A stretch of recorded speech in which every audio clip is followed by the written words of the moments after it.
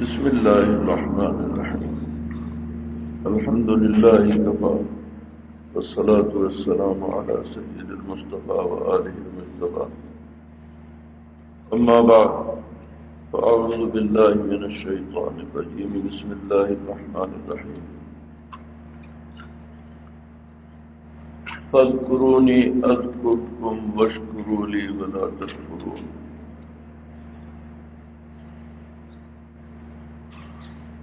وقال تعالى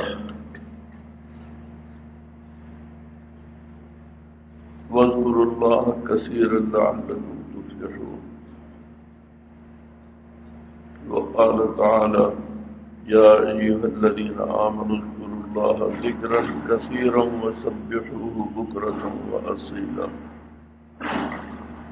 صدق الله العظيم.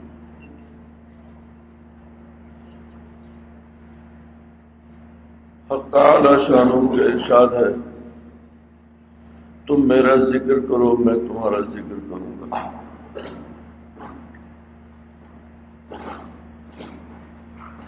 دوسری جگہ ارشاد ہے اللہ کا ذکر کثرت سے کرو تاکہ تمہیں فلاح اور کامیابی حاصل ہو. تیسری جگہ ارشاد ہے اے ایمان والو اللہ کا ذکر کرو کثرت سے اور اس کی تسبیح پڑھو صبح اور شام.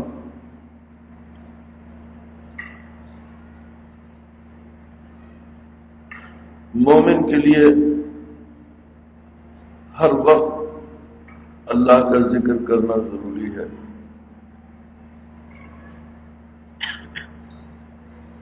ایک ذکر تو ہوتا ہے زبان سے، ایک ذکر ہوتا ہے اعضاء اور جوارح سے، ایک ذکر ہوتا ہے قلب سے. ذکر باللسان، ذکر بالجنان،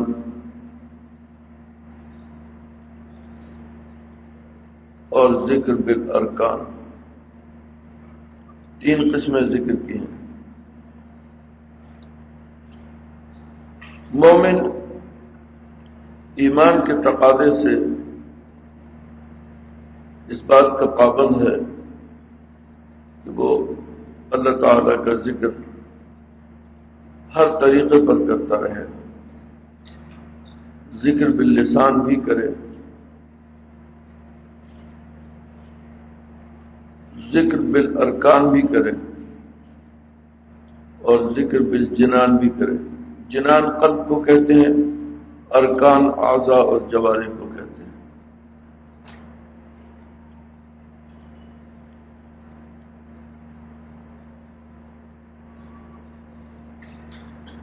حق تعالی کا ارشاد ہے، نبی کریم صلی اللہ علیہ وسلم ارشاد فرماتے ہیں، حدیث قدسی ہے کہ جو آدمی خلوت میں میرا ذکر کرتا ہے میں اس کا ذکر مجمع میں کرتا ہوں،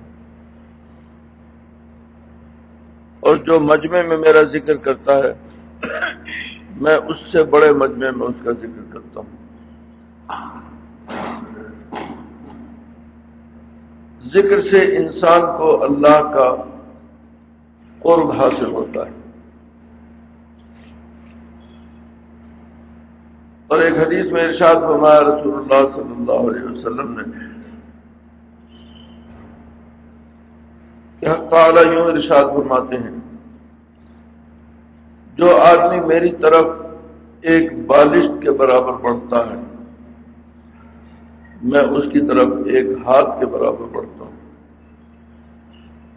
اور جو میری طرف ایک ہاتھ کے برابر بڑھتا ہے، ایک ہاتھ یہ 1.5 فٹ کا ہوتا ہے، میں اس کی طرف دونوں ہاتھوں کے پھیلاؤ کے برابر بڑھتا ہوں.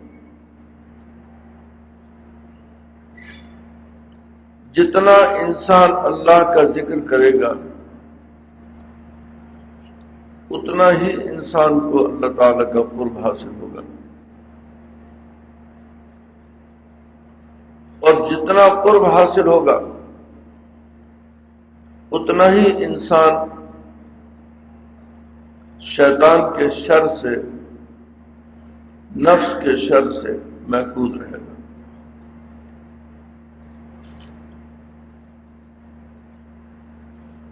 ذکر اللہ وہ چیز ہے کہ دنیا میں انسان افکار، حوادث، پریشانیاں، تفکرات ان کا شکار رہتا ہے۔ آج کی دنیا میں ٹینشن اور ڈپریشن ایسا مرض ہے کہ جس میں ہر آدمی کسی نہ کسی درجے میں مبتلا ہے۔ دنیا کے معالجین اس کا علاج تجویز کرنے اور تشخیص کرنے سے عاجز آ رہے ہیں، ان کے پاس اس کا کوئی علاج نہیں سوائے اس کے کہ انسان کو سلا دیا جائے یا انسان کو بے ہوش کر دیا جائے، یہی ان کے پاس علاج ہے، اس کے علاوہ کوئی علاج نہیں ہے۔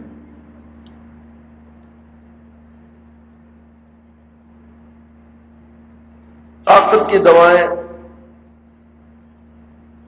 یا اور دوائیں مؤثر نہیں ہو رہی۔ کئی ڈاکٹروں سے بات ہوئی، اطباء سے بات ہوئی، وہ کہتے ہیں اس مرض کا کوئی علاج نہیں، اس کا علاج اللہ تعالی نے تجویز کیا، اللہ نے اپنی کتاب کے اندر بیان فرمایا،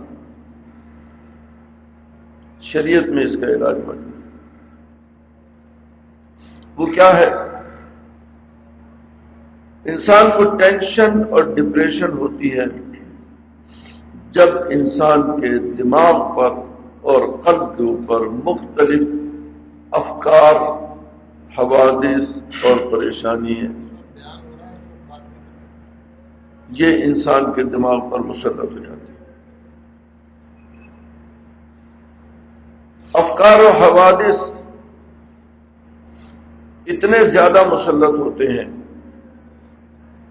کہ آدمی ہر وقت چلتے پھرتے، سوتے جاگتے، اٹھتے بیٹھتے انہی افکار و حوادث کے اندر مبتلا رہتا ہے اور اس کو کوئی حل نظر نہیں آتا۔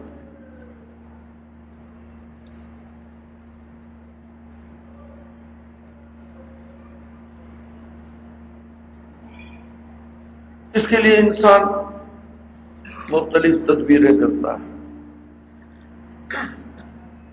اپنے گھر سے کہیں چلو سیر کے لیے چلیں، دوسری جگہ جائیں گے، کچھ ذرا تازہ ہوا ملے گی، تازہ موسم ملے گا، نیا موسم ملے گا، موسم کی تبدیلی ہوگی، ماحول کی تبدیلی ہوگی، اور انسان اس کو یہ سمجھتا ہے کہ یہ اس مرض کا علاج ہے۔ لیکن انسان کتنے دن باہر رہے گا؟ اس وجہ سے بعض لوگ پریشان ہو کر ملک چھوڑ دیتے ہیں، دوسرے ملک چلے جاتے ہیں، وہاں جا کر نئی پریشانیاں کھڑی ہوتی ہیں، جس علاج کے لیے گئے تھے وہ علاج وہاں بھی میسر نہیں آتا، وہاں نئے افکار اور نئی پریشانیاں وہاں کھڑی ہو جاتی ہیں، اس کا کوئی حل نہیں نظر آتا۔ شریعت مقدسہ نے اس کا حل بیان کیا کہ انسان کا نفس، انسان کا قلب، انسان کا ذہن اور دماغ یہ بہت محدود ہے، اس کو جس سوچ پر آپ لگا دیں گے ہر وقت وہی سوچے گا، ادھر ادھر کے افکار و حوادث پھر نہیں آئیں گے۔ اگر دنیاوی سوچ میں آپ لگائیں گے تو وہ پریشانیوں کا باعث ہوگا۔ اس کا حل یہ ہے کہ اپنے ذہن کو، اپنے قلب کو، اپنے نفس کو اللہ کی یاد میں لگا دو، اللہ کے ذکر میں لگا دو۔ اللہ تعالی حسر کے ساتھ، یقین کے ساتھ، ایسے کلمات کے ساتھ کہ جن کا متبادل نہیں، حق تعالی فرماتے ہیں الا بذکر اللہ تطمئن القلوب۔ اللہ کا ذکر ایسی چیز ہے، اس سے قلوب کو اطمینان ہوگا، اس کے علاوہ کوئی حل نہیں ہے۔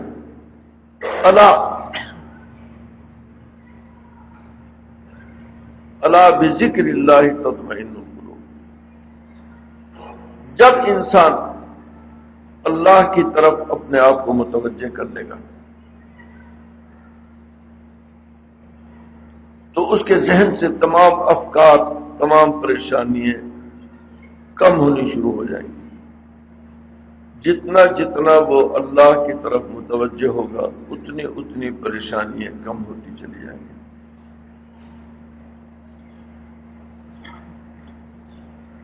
ذکر کی 3 قسمیں میں نے عرض کی: ذکر باللسان، ذکر بالجنان، ذکر بالارکان۔ اس کا حل یہ ہے کہ ایسی ٹینشن اور پریشانی، ہر وقت کی الجھن الجھن الجھن، اس کا حل یہ ہے کہ آدمی ذکر بالارکان شروع کر دے، نماز شروع کر دے، نوافل کی نیت باندھے۔ کسی بھی دوا کے استعمال سے ایسا کم ہوتا ہے کہ ادھر دوا حلق سے اترے، ادھر مرض جاتا رہے، ایسا نہیں ہوتا۔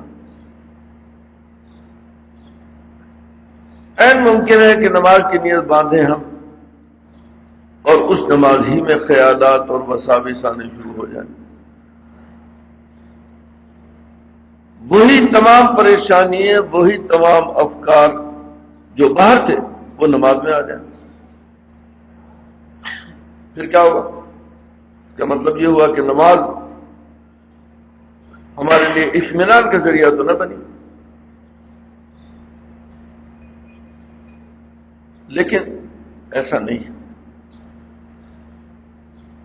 ایسا نہیں ہے۔ نماز یقیناً اطمینان کا ذریعہ بنے گی۔ اس کا حل ہے، اب آپ نماز میں کھڑے ہوئے، وساوس آ گئے، خیالات، وہ سارا وہی بکھیڑا، وہی تانتا، وہی جھگڑے، وہی فسادات، وہی خوف۔ نماز میں کھڑے ہونے کے باوجود خوف، ادھر سے کوئی نہ آ جائے، ادھر سے کوئی نہ آ جائے، یہ نہ ہو وہ نہ ہو۔ اس کو دور کرنے کا طریقہ، نماز میں توجہ کیجیے، آہستہ آہستہ، ایک دم نہیں ہوگی، آہستہ آہستہ۔ پہلے نماز میں جو تلاوت کی جا رہی ہے، جو ذکر کیا جا رہا ہے، پہلے اس طرف توجہ کیجیے۔ اس طرف توجہ کیا ہوگی کہ آپ یہ دیکھیں کہ میں جو تلاوت کر رہا ہوں، تلاوت کا جو حق ہے، مخارج اور صفات کی رعایت کے ساتھ، اطمینان کے ساتھ، جلدی نہیں، اطمینان کے ساتھ، مد اور قصر، زبر زیر، ہر چیز کی رعایت کے ساتھ میں تلاوت اس طرح کر رہا ہوں کہ نہیں، سوچ سوچ سوچ سوچ کر پڑھیں۔ حکیم الامت حضرت تھانوی نور اللہ مرکز فرماتے ہیں اس طرح پڑھے جیسے ناظرہ خاں پڑھتا ہے، جیسے ناظرہ خاں ایک ایک حرف کو دیکھ کر، بار بار دیکھ کر، انگلی رکھ کر الحمد للہ رب العالمین الرحمن الرحیم مالک یوم الدین، جیسے ناظرہ خاں دیکھ کر پڑھتا ہے۔ نماز میں اس طرح یہ سمجھو کہ میرے سامنے یہ تحریر ہے، الفاظ ہیں، میں ان کو پڑھ رہا ہوں، ان کی ادائیگی پر غور کرو۔ اسی طرح سورت ملاؤ، اس میں غور کرو۔ اسی طرح رکوع میں جاؤ، اللہ اکبر اللہ اکبر سبحان ربی العظیم سبحان ربی العظیم سبحان ربی العظیم، اس میں غور کرو۔ سمع اللہ لمن حمدہ، اس میں غور کرو، میں نے سمع اللہ لمن حمدہ کہاں کہا؟ مجھے کھڑے ہوتے ہوئے رکوع سے اٹھتے وقت مجھے سمع اللہ لمن حمدہ کہنا ہے، سیدھے کھڑے ہونے کے بعد ربنا لک الحمد کہنا ہے، یہاں سے جھکتے ہوئے اللہ اکبر سجدے میں جانا ہے، اس لفظ پر غور کرنا ہے اور کسی بات پر نہیں، اس لفظ پر۔ یہ بالکل ابتدائی اسٹیج ہے۔ آپ دیکھیں گے کہ اس طرح نماز پڑھنے سے توجہ ادھر رہے گی، اور جتنی دیر ادھر توجہ رہے گی اتنی دیر خیالات نہیں آئیں گے۔ وہ افکار، وہ پریشانیاں، وہ ٹینشن، وہ ڈپریشن جو ہمیں تباہ و برباد کر رہی ہے، اس میں کمی آ جائے گی۔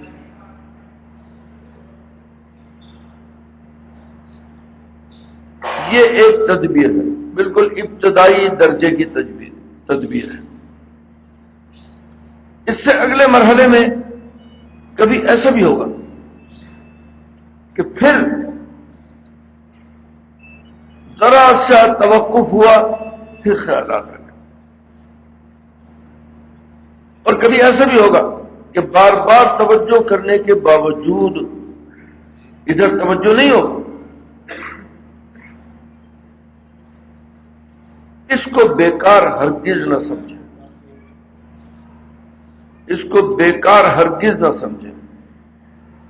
کہنے والے یہ ضرور کہیں گے کہ صاحب اس کا کیا فائدہ ہو، رخ سمت قبلہ اور ہے دل سوئے بت کدا، کرتے ہیں بندگی میں بھی دھوکہ خدا سے ہم۔ نہیں، ہرگز نہیں، اس کو بیکار نہ سمجھیں۔ اس کے لیے علاج تجویز کیا۔ اگر ذہن متوجہ نہیں ہوتا، اس کو متوجہ کرنے کی صورت یہ کہ ہلکی سی آواز سے پڑھیے، ہلکی سی آواز سے پڑھیے، اتنی آواز کہ اپنی آواز اپنے کان میں جائے۔ صرف ایسے نہ پڑھے، بلکہ الحمدللہ الرحمن الرحیم مالک یوم الدین ایاک نعبد وایاک نستعین۔ جماعت کے ساتھ آواز سے پڑھنے میں دوسرے کی نماز میں خلل کا اندیشہ ہے، اس میں احتیاط کر لیں، لیکن اپنی نوافل اور اپنی سنتوں میں اس طرح توجہ کریں۔ یہ آپ یہ سمجھیں کہ یہ ایک علاج ہے، اصل علاج کچھ اور ہے۔ یہ علاج کی ایک ابتدائی اسٹیج ہے، ابتدائی درجہ ہے۔ تھوڑی سی آواز سے، وہ آواز کہ جو دوسرے کو ڈسٹرب نہ کرے، دوسرے کی پریشانی کے سبب نہ بنے، لیکن اپنی توجہ چاروں طرف سے کٹ کر ادھر لگ جائے. تھوڑی سی آواز سے پڑھیے. سبحان ربی العظیم، سبحان ربی العظیم، سبحان ربی العظیم. اطمینان سے پڑھیے، آواز سے پڑھیے. انشاءاللہ اس سے وہ افکار و حوادث بہت حد تک کم ہو جائے. جب اللہ تعالی اس پر اپنا کرم فرمائے اور واقعی یہ عمل ہمارے لیے، یہ دوا ہمارے لیے مؤثر ہونے لگے اور اس طرف اتنی توجہ ہو جائے کہ ذہن دوسری طرف نہیں جاتا، تو اب تھوڑا سا اس عمل کو اور بڑھائیں.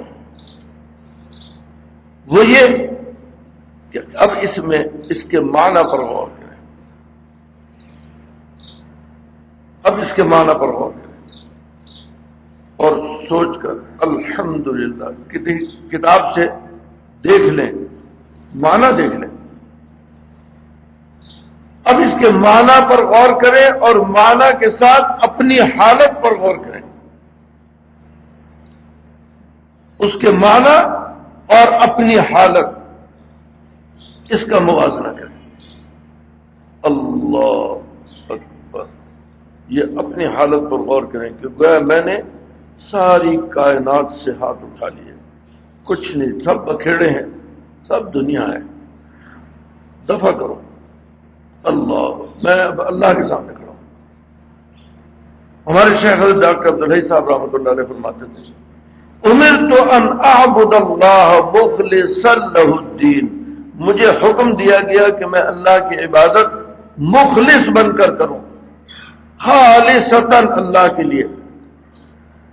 فرمایا ایک درجہ ہے ابتدائے اخلاص کا، ایک درجہ ہے دوام اخلاص کا. دوام اخلاص ہماری قدرت میں نہیں ہے، نہ ہو.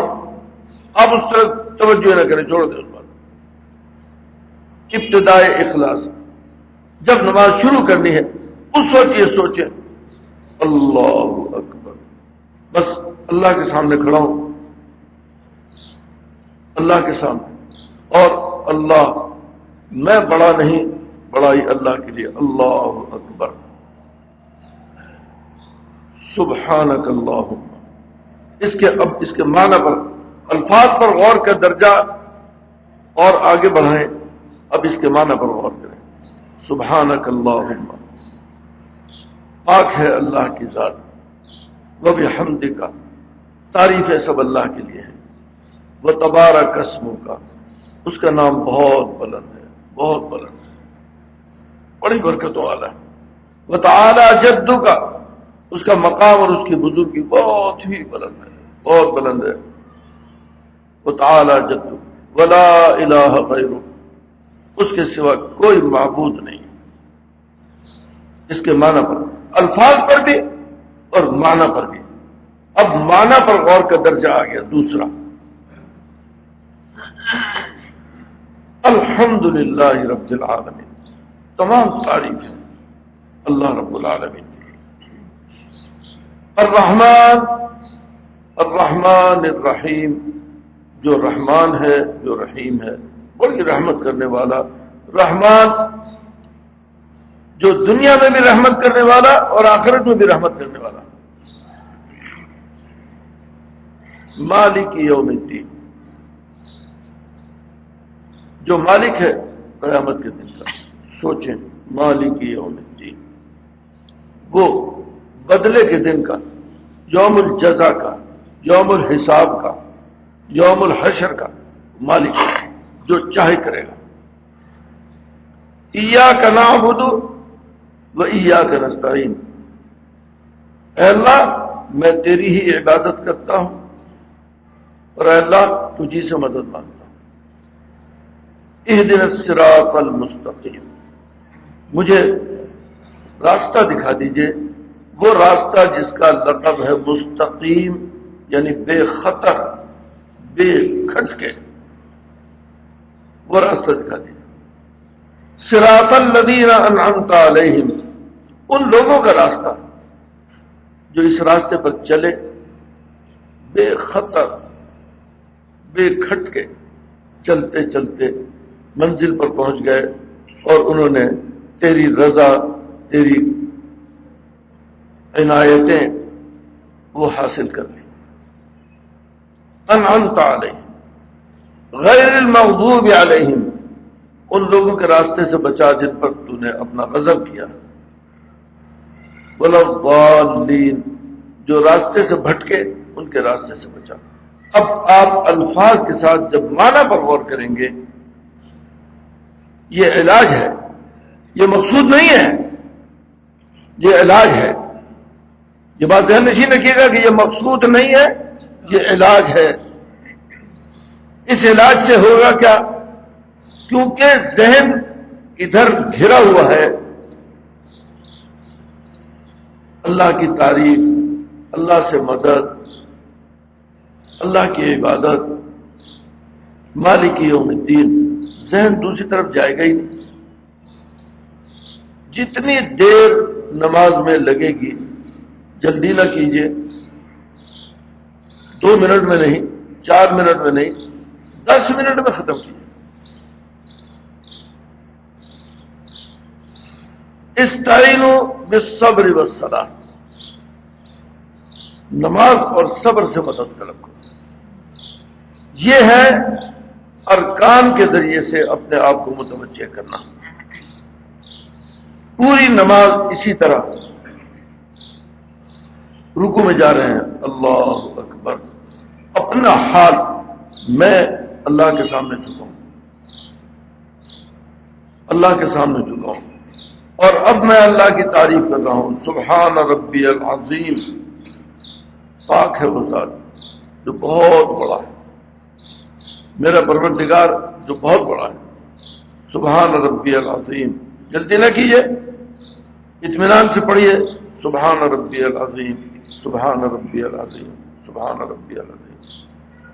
سمع اللہ لمن حمدہ، سن لیا اللہ نے، سن لیا اللہ نے، لمن حمدہ، اس کی بات کو جس نے اللہ کی تعریف کی، اللہ نے اس کی تعریف کو سن لیا۔ ربنا لک الحمد، اے پروردگار، جب تو نے سن لیا تو یہ مقام مجھے ملا حمد کرنے کی وجہ سے، لہذا دوبارہ پھر حمد کرتا ہوں۔ ربنا لک الحمد، اے پروردگار تیرے لیے حمد ہے۔ اللہ اکبر، اور جھکو، اپنی حالت پر بھی غور کرو، اس لفظ کے اوپر بھی غور کرو، اوپر سے نیچے آنے پر بھی غور کرو۔ اللہ کے سامنے سر رکھ رہا ہوں، اپنی ناک، اپنی پیشانی زمین پر رگڑ رہا ہوں، یہ تصور کرو۔ اب اللہ اکبر کہو، پھر وہاں سبحان ربی الاعلی، میں انتہائی پستی، ذلت، انتہائی عاجزی اور تواضع میں پہنچ گیا کہ ناک اور پیشانی زمین پر رکھ دی، وہ اعلیٰ ہے۔ سبحان ربی الاعلی، سبحان ربی الاعلی، اس تصور کے ساتھ کہ اعلیٰ وہ ہے، پست میں ہوں، اعلیٰ وہ ہے، باعزت وہ ہے، ذلت میرے لیے ہے۔ سبحان ربی الاعلی۔ آپ دیکھیے، جب اس مرحلے سے آپ گزریں گے، آپ دیکھیے کہ وساوس اور خیالات سب بھاگ جائیں گے۔ وہ ٹینشن، وہ ڈپریشن جو ایک لا علاج مرض ہے، جس کا کوئی علاج نہیں ہے، انشاءاللہ وہ قریب نہیں آئے گی۔ بالفرض آپ کہیں جی نماز کے بعد پھر وہی حالت ہے، پھر اسی بے وفا پہ مرتے ہیں، پھر وہی زندگی ہماری ہے، پھر دوبارہ نماز پڑھ لیجیے، پھر وہی کیفیت ہے، پھر دوبارہ نماز پڑھ لیجیے۔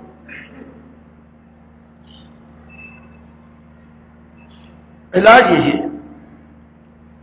اس مرحلے سے گزرنے کے بعد پھر اگر نماز کے بعد وساوس آتے ہوں، خیالات آتے ہوں، ان کو دور کرنا اول تو آسان ہو جائے گا.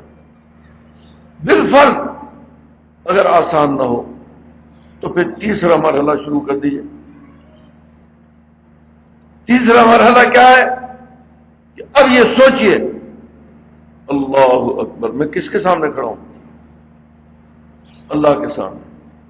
میں زبان سے کہہ رہا ہوں واسطے اللہ کے، یہ نماز میں اللہ کے لیے پڑھ رہا ہوں. وہ میرا کعبہ شریف کی طرف. کعبہ شریف کیا ہے؟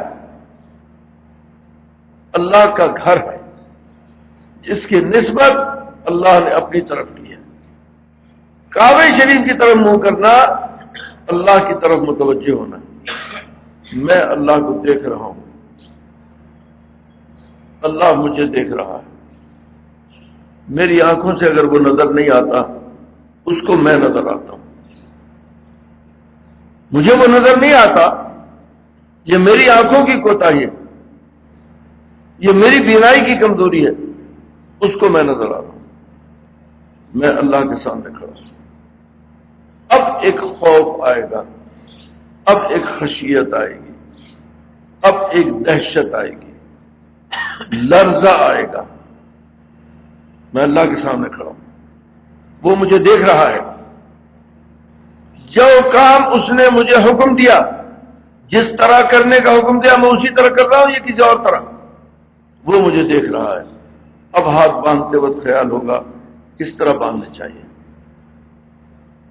اللہ نے کیسے حکم دیا، اللہ کے نبی نے کیسے کر کے دکھایا. اب ایک ایک بات کے اوپر اب احساس ہوگا اللہ دیکھ رہا ہے. غلط تو نہیں ہے کہ غلط نہ ہو، غلط ہوگا تو وہ پکڑ کرے گا. وہ دیکھ رہا ہے، میں اس کو دیکھ رہا ہوں، لیکن میں کیسے دیکھ رہا ہوں کہ میری آنکھیں کھلی ہوئی ہیں، مجھے نظر کچھ نہیں آ رہا. آنکھیں کھلی ہوئی ہیں، میں دیکھ رہا ہوں. آپ نے کبھی کسی نابینا کو دیکھا کہ نابینا جب کسی چیز کو دیکھنا چاہتا ہے تو وہ یوں کرتا ہے؟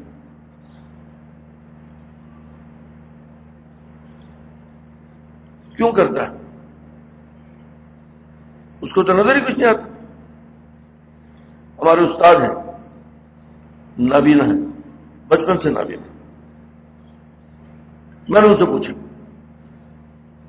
کہ حضرت آپ یہ کیا کرتے ہیں؟ ایسے آنکھیں کرتے ہیں. آپ کی تو آنکھیں نہیں ہیں. ان کے یہ ڈیلے کالے ہیں.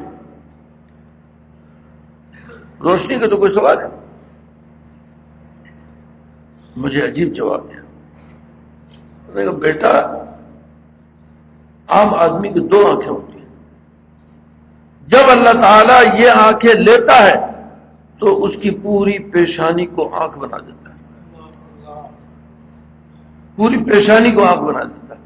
وہ اپنے یہ نشانات پڑ گئے نا، وہ ان سے دیکھتا ہے. اس لیے یوں کر کے، اور وہ ان آنکھوں سے دیکھتا ہے.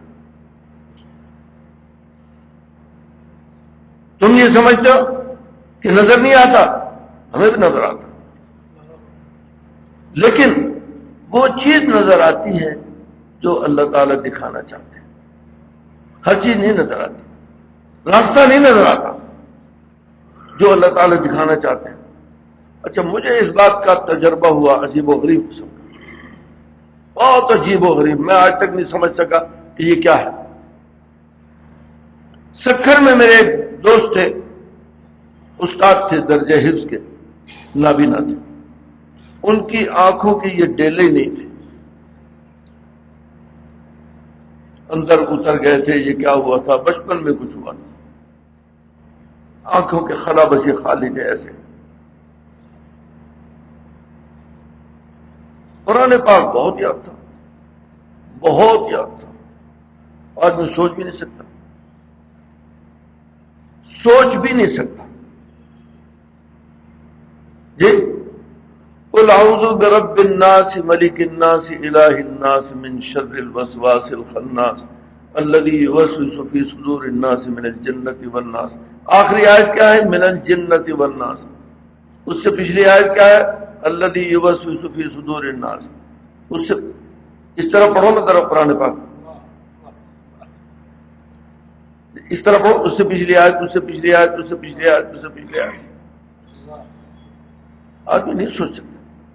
میں نے ان سے پوچھا، میں نے کہا قاری عبد الغنی بتاؤ قرآن پاک میں فہم لا یتقون کہاں آتا ہے؟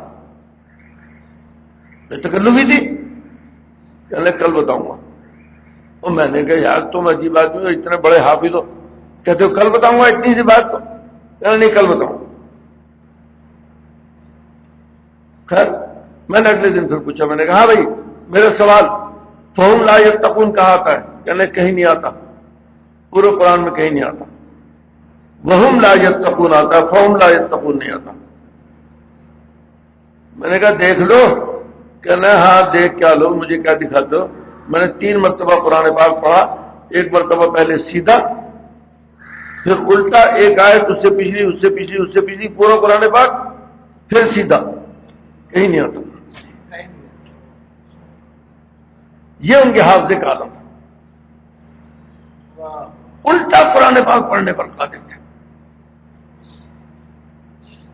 ایک دن ایسا ہوا، میں نے ایک رومال خریدا، میں لے کے گیا، میں نے کہا عارف غنی صاحب میرا رومال خریدا، یہ دیکھو. اچھا میرا خیال یہ تھا کہ میں ان کو کپڑا دکھاؤں گا، یہ انگلی سے ایسے کر کے کپڑا دیکھ کے بتائیں گے کہ یہ کپڑا کیسا ہے. انہوں نے جناب ایسے کر کے وہی آنکھوں کے اوپر یہاں بل ڈال کے نا ایسے کرتے رہے.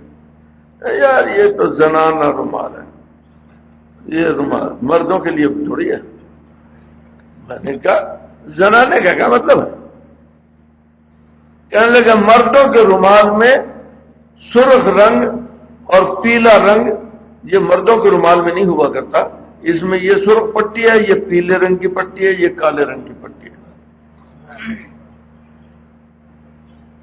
بے تکلفی تھی. میں نے کہا یار تم اندھے ہو، تمہیں کہاں سے نظر آ رہا ہے؟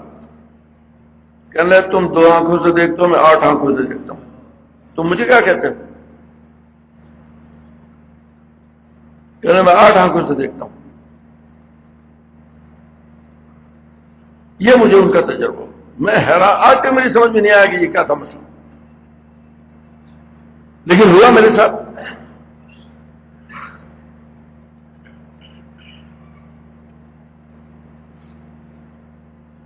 ہم اللہ تعالیٰ کو دیکھ رہے ہیں جی، ہماری آنکھیں کھلی ہوئی ہیں. اتنا منہمک ہو، اتنا مستغرق ہو جائے کہ کوئی چیز نظر نہ آئے. انتظار ہو صرف اللہ کا. اتنا ڈوب کر اور مستغرق ہو کر نماز پڑھے کہ انتظار ہو اللہ کا کہ اگر یہ آنکھ اگر دیکھے تو اللہ کو دیکھے، ورنہ کچھ بھی نہ دیکھے.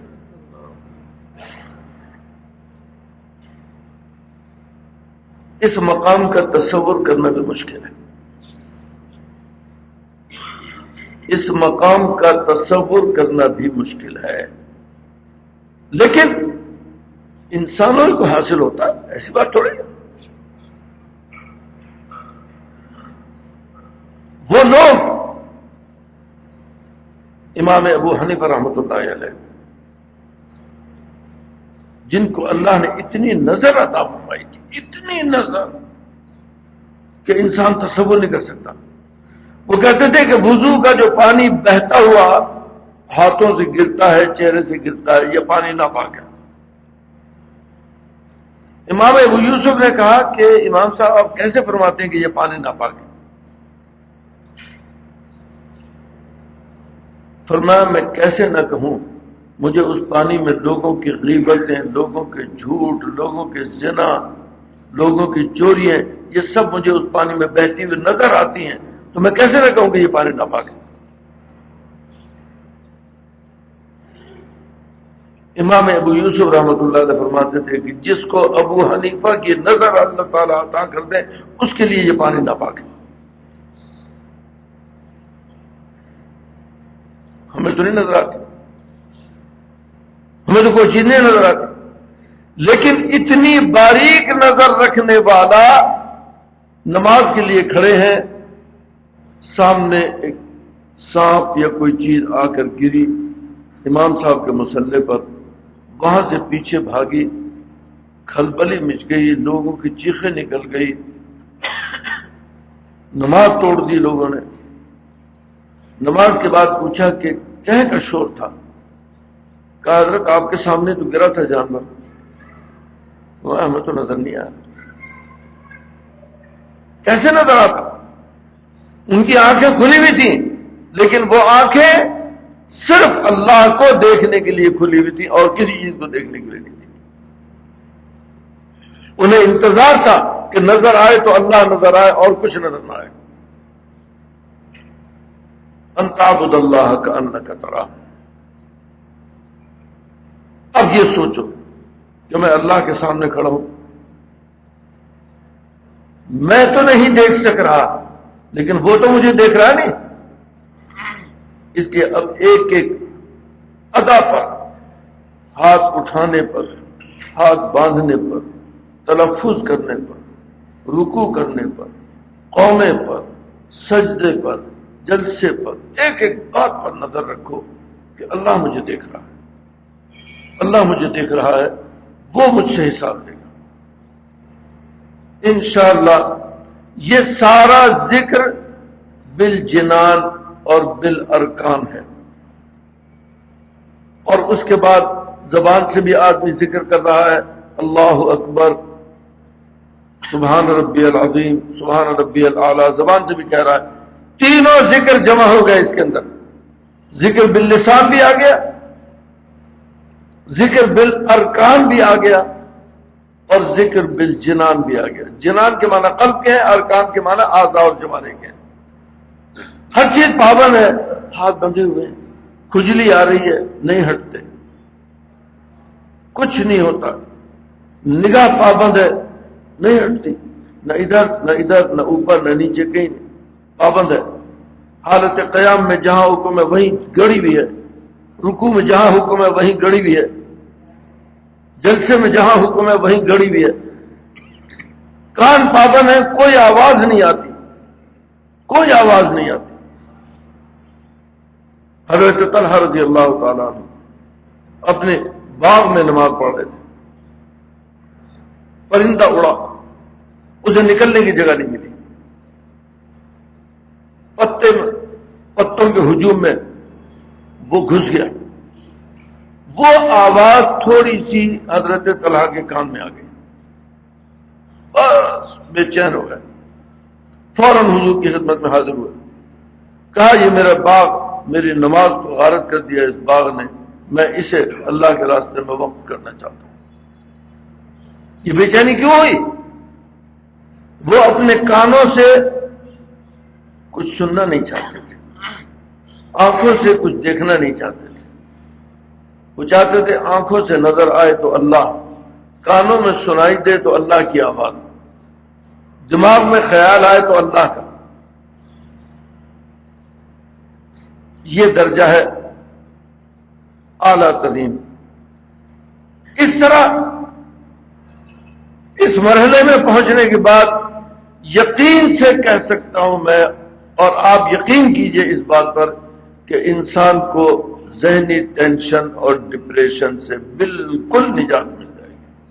ممکن نہیں ہے کہ پھر ذہنی ٹینشن اور ڈپریشن۔ وَاذْكُرُوا اللَّهَ كَثِيرًا، حق تعالیٰ فرماتے ہیں کثرت سے اللہ کا ذکر۔ ایک صاحب آئے، حاجی امداد اللہ صاحب مہاجر مکی رحمۃ اللہ علیہ کے پاس، کہنے لگے حضرت اللہ اللہ کرتا ہوں، اللہ کا نام لیتا ہوں، کوئی فائدہ نہیں ہوتا۔ فرمایا عجیب، کوئی فائدہ نہیں ہوتا؟ یہ فائدہ کم ہے کہ اللہ تعالیٰ اپنا نام لینے کی توفیق عطا فرما رہے ہیں؟ یہ فائدہ کم ہے؟ وہ اپنا نام لینے کی توفیق عطا فرما رہے ہیں۔ حضرت شاہ فضل الرحمان صاحب گنج مراد آبادی رحمۃ اللہ علیہ فرماتے ہیں، حکیم الامت حضرت تھانوی رحمۃ اللہ علیہ سے میاں اشرف علی جب اللہ کہتا ہوں ایسا لگتا ہے جیسے اللہ تعالیٰ نے پیار کر دیا مجھے.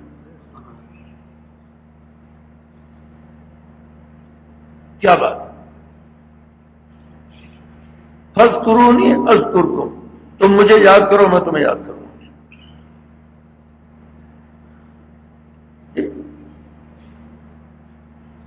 اللہ تعالی جب بندے کو یاد کریں گے تو یاد کرنے کا کیا مطلب ہے؟ بندے کے یاد کرنے کا مطلب تو یہ اللہ اللہ اللہ اللہ اللہ اللہ اللہ اللہ. اللہ کے یاد کرنے کا مطلب کیا ہے؟ جی بندہ بندہ بندہ بندہ، یہ معنی تھوڑی. اللہ کے یاد کرنے کا مطلب کچھ اور ہے. یہ بندے کا یاد کرنا ہے کہ وہ کہتا ہے اللہ اللہ اللہ اللہ. اللہ کے یاد کرنے کا مطلب یہ ہے کہ حق تعالی انسان کی جمی حاجات اور جمی تمام پریشانیاں دور فرما دے. اللہ تعالیٰ قادر مطلق ہے، تمام پریشانیوں سے نجات دے دے، تمام مشکلات آسان فرما دے، اس کے لیے عبادات آسان کر دے، ان عبادات کو قبول فرما لے. وہ دعا مانگے تو اللہ تعالیٰ قبول فرما لے. اللہ کی یاد کرنے کا مطلب یہ ہے. اللہ کی یاد کرنے کا مطلب یہ نہیں ہے کہ وہ کہے بندہ بندہ بندہ بندہ بندہ بندہ بندہ بندہ. یہ بات تھوڑی.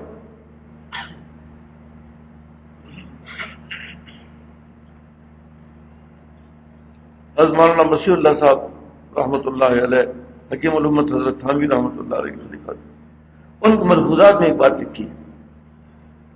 فرمایا بندہ جب کہتا ہے یا اللہ، حق تعالی جواب میں فرماتے لبیک یا عبدی. بندہ کہتا ہے یا اللہ، اللہ تعالیٰ فرماتے ہیں لبیک یا عبدی. کیا معنی ہے لبیک یا عبدی؟ لبیک، لبیک کے معنی آتے ہیں میں حاضر ہوں، میں تیار ہوں، میں تیار ہوں. اے میرے بندے مانگ، کیا مانگتا ہے اب؟ میں دینے کے لیے تیار ہوں. بندہ اللہ کو یاد کرے، یہ سب سے بڑا علاج ہے دنیا کی پریشانیوں. تمام پریشانیوں کا علاج اللہ کا ذکر ہے. اللہ کے ذکر کی قسمیں ہیں. اب یہ زیادہ لمبی بات ہو جائے گی، میں اور آگے چلوں تو بہت دور نکلے گی بات. اب میں ذرا سمیٹتا ہوں بات. اللہ کے ذکر کی قسمیں، ایک تو میں نے یہ طریقہ عرض کیا آپ کے سامنے کہ نماز جس میں تینوں قسم کے ذکر جمع ہو گئے. ذکر باللسان،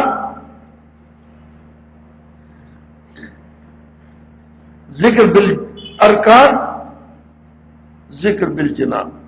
تینوں قسم کے ذکر نماز کے اندر جمع. ایک طریقہ یہ ہے کہ آدمی اللہ کا ذکر کرے جو کلمات ذکر ہیں. افضل الذکر لا الہ الا اللہ، افضل الذکر لا الہ الا اللہ. اس کا ذکر کریں. حدیث میں فرمایا جددوا ایمانکم بقول لا الہ الا اللہ. اپنے ایمان کی تجدید کرو لا الہ الا اللہ کے ذریعے. اس کا طریقہ ہے، اس کا ایک طریقہ یہ ہے کہ آدمی لا الہ الا اللہ اس تصور کے ساتھ کہے کہ پیدا کرنے والا اللہ، رزق دینے والا اللہ، زندگی دینے والا اللہ، قوت دینے والا کوئی ہے نہیں. اللہ نعمتوں کو یاد کرے، اللہ کی نعمتوں کا تصور کرے. اللہ نے پیدا کیا، اللہ نے زندگی دی، اللہ نے رزق دیا، اللہ نے صحت دی، اللہ نے قوت دی، اللہ نے ماں باپ دیے، اللہ نے اولاد دی، اللہ نے مال دیا، اللہ نے مکان دیا، اللہ نے سواری دی، اللہ نے ملازمت دی، اللہ نے فیکٹری دی، یہ نعمت یہ نعمت یہ نعمت یہ نعمت۔ کوئی ہے جو یہ نعمتیں دے دے؟ جی کون ہے؟ لا الہ الا اللہ، سوائے اللہ کے کوئی نہیں۔ ان نعمتوں کو یاد کرو، ان کو زبان سے دہراؤ، زبان سے کہو یا اللہ تو نے یہ نعمت دی، یہ نعمت دی، یہ نعمت دی، یہ نعمت دی، یہ نعمت دی، وغیرہ ذالک۔ اس کے علاوہ بے شمار اور نعمتیں تو نے دی، کوئی نہیں ہے جو یہ نعمتیں دے سکے۔ لا الہ الا اللہ، یہ کام تو الہ کا ہے اور الہ کوئی ہے ہی نہیں سوائے تیرے۔ اتنی نعمتیں دینا الہ کا کام ہے اور الہ کوئی نہیں ہے تیرے سوا۔ لا الہ الا اللہ، اپنے ایمان کی تجدید کرو، لا الہ الا اللہ، اس پر محنت کرو، اس پر محنت کرو۔ کیسے؟ یہ سوچو رزق دینے والا اللہ ہے تو میری نظر کس پر ہے؟ اسباب پر، دکان پر، فیکٹری پر، زمین پر، جائیداد پر، ملازمت پر، مزدوری پر؟ اگر میری نظر ان چیزوں پر ہے تو میرا عقیدہ لا الہ الا اللہ کا کیسا ہوا؟ میری نظر اللہ پر ہونی چاہیے، اللہ کے سوا کسی پر نہیں۔ اسباب اس لیے ہیں کہ وہ قادر مطلق ہے، بغیر اسباب کے رزق دینے پر قادر ہے، لیکن اسباب اختیار کرنے کا حکم اسی نے دیا ہے۔ میں اس لیے اسباب اختیار کر رہا ہوں کہ اس کا حکم ہے، اس لیے نہیں کر رہا کہ مجھے یہ اسباب رزق دیں گے۔ شفا دینے والا اللہ،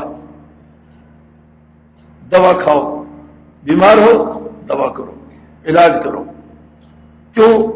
اس لیے نہیں کہ یہ دوا مجھے شفا دے گی، یہ علاج مجھے شفا دے گا، یہ ڈاکٹر مجھے شفا دے گا، یہ حکیم مجھے شفا دے گا۔ یہ اذا مرضت فہو یشفین، جب میں بیمار ہوتا ہوں شفا وہی دیتا۔ اگر اس کے اندر ذرا بھی کہیں فتور ہے، نظر اسباب پر ہے، تو اپنا علاج کرو۔ اگر نظر اسباب پر رکتی ہے، کہیں یہ سمجھ میں آتا ہے کہ میری دکان، میرا کاروبار، میری فیکٹری یا میرا علاج، میرا یہ حکیم، میرا یہ ڈاکٹر، میری یہ دوا، یہ انجیکشن، یہ مجھے فائدہ دے رہی ہے، اگر نظر اس بات پر ہے تو اپنا علاج کرو اور اپنی توجہ ادھر کرو جدھر ضرورت ہے۔ یہ سمجھو کہ کوئی چیز نہیں سوائے اللہ کے کچھ۔ کلمے پر محنت کا معنی یہ ہے لا الہ، سمجھو کہ الہ کوئی نہیں ہے سوائے اللہ کے، لا الہ الا اللہ۔ تھوڑا سا پھر اپنے آپ کو بدلو، تھوڑا سا اپنے آپ کو پھر بدلو، اور وہ یہ کہ اب سوچو کہ یہ اتنے گناہ جو میں نے کیے، اتنا انبار جو میں نے گناہوں کا اکٹھا کیا، اللہ کی نعمتیں، یہ آنکھ اللہ کی نعمت ہے، آنکھ اللہ کی نعمت ہے۔ میں آپ کے پاس کوئی چیز رکھواتا ہوں، میں کہتا ہوں اس سے صرف یہ کام لینا، دوسرا کام مت لینا، تو آپ کو حق نہیں ہے کہ آپ اس سے کوئی دوسرا کام لیں۔ جو کام امانت رکھوانے والے نے آپ کے سپرد کیا ہے وہی کام لینے کا حق ہے، دوسرا کام لینے کا حق نہیں ہے۔ یہ آنکھ اللہ کی امانت ہے، یہ دماغ اللہ کی امانت ہے، یہ کان اللہ کی امانت ہے، یہ زبان اللہ کی امانت ہے، یہ ہاتھ پیر اللہ کی امانت ہے۔ ہم نے ان سے وہی کام لیا جو اللہ نے ہمیں حکم دیا تھا۔ جی ہمیں اللہ نے حکم دیا تھا خبردار نامحرموں کو مت دیکھنا، قل للمؤمنین یغضوا من ابصارہم۔ ہم نے کتنی نامحرم عورتوں کو دیکھا اور ہم دیکھتے ہیں۔ اگر اللہ تعالی نے ہم سے مواخذہ کیا کہ میں نے آنکھیں دی تھی بندے میں نے آنکھیں دی تھی تو نے کہاں استعمال کی؟ میں نے اجازت دی تھی وہاں استعمال کی؟ کیا جواب دیں گے؟ اس بات کو سوچو. اتنے گناہ اتنے گناہ اتنے گناہ.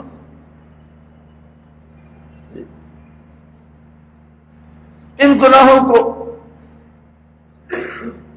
میں آپ سے کہتا ہوں کہ آپ میری زندگی کو کسی طرح پاک کر دیں. آپ سے کہتا ہوں آپ میری زندگی کو کسی طرح پاک. کوئی ہے دنیا میں جو پاک کر دے؟ سوائے اللہ کے کوئی نہیں. لا الہ الا اللہ، لا الہ الا اللہ. اب ذرا پھر تبدیل کیجئے، سوچئے یہ مصیبتیں، یہ پریشانیاں، یہ خوف، یہ دہشت، یہ چوریاں، یہ ڈاکے، یہ قتل و غارت گری، یہ زنا، یہ شراب، یہ رشوتیں، یہ بیماریاں طرح طرح کی، یہ بیماریاں، کینسر، بلڈ پریشر، شوگر، فلاں فلاں فلاں فلاں بیماریوں کا امبار. کس طرح ان سے نجات پاؤں؟ کوئی مجھے ان سے نجات دے دے. کوئی بیماری میرے پاس نہ ہے، کوئی پریشانی میرے پاس نہ ہے. کوئی ہے جو نجات دے دے؟ لا الہ الا اللہ، سوائے اللہ کے کوئی نہیں. لا الہ الا اللہ، سوائے اللہ کے کوئی نہیں.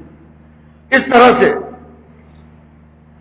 تفصیل کے ساتھ یہ مضمون ایک مرتبہ پہلے بھی میں اتنا مضمون عرض کر چکا ہوں، اس کو سن لیجئے گا.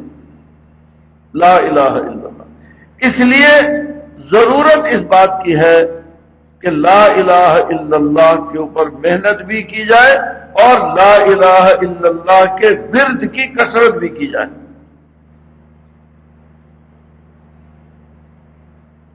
اس لفظ میں لا الہ الا اللہ، اس میں کتنے الفاظ ہیں؟ لا الہ الا اللہ. اس کا طریقہ یہ ہے کہ آپ روزانہ ایک وقت نکالیں، تھوڑا سا وقت نکالیں اور پہلے اس میں یہی کلمہ پڑھیں پورا. لا الہ الا اللہ، لا الہ الا اللہ، لا الہ الا اللہ. 200 مرتبہ پڑھیں، 200 مرتبہ. اس کے بعد پھر بیٹھیں اور پھر صرف الا اللہ الا اللہ، اس لیے کہ ہمیں تو اللہ کی الوہیت کا اقرار کرنا ہے. باطل معبودوں کا انکار لا الہ کے اندر ہے، اللہ کی الوہیت کا اقرار الا اللہ کے اندر ہے. تو ہمیں پہلے باطل معبودوں کا انکار، اپنے قلب سے باطل معبودوں کو نکالنے کے لیے لا الہ الا اللہ پورا کلمہ پڑھو. لا الہ الا اللہ، لا الہ، صرف لا الہ نہیں کہا، لا الہ نہیں کہا کیونکہ اس میں الہ برحق کی بھی نفی ہو جاتی. اس لیے پورا کلمہ پڑھو 200 مرتبہ. اس کے بعد اپنے قلب کو منور کرو. الا اللہ الا اللہ الا اللہ الا اللہ الا اللہ الا اللہ. 4 تسبیح پڑھو. الا اللہ الا اللہ. یہ تدبیر اور علاج ہے اپنے قلب کو منور کرنے کا. یہ تدبیر اور علاج ہے اللہ کے ذکر کا. لا الہ الا اللہ 2 تسبیحیں، الا اللہ الا اللہ الا اللہ الا اللہ 4 تسبیحیں. اب الا اللہ میں لفظ الا بھی ہے. اس استثناء سے ہٹ کر، اس استثناء سے بھی ہٹ کر اور اوپر آؤ، صرف اللہ کا نام، صرف اللہ کا نام. اور وہ کس طرح؟ اللہ اللہ اللہ اللہ اللہ اللہ اللہ اللہ. اب یہ 6 تسبیحیں اس کی پڑھو.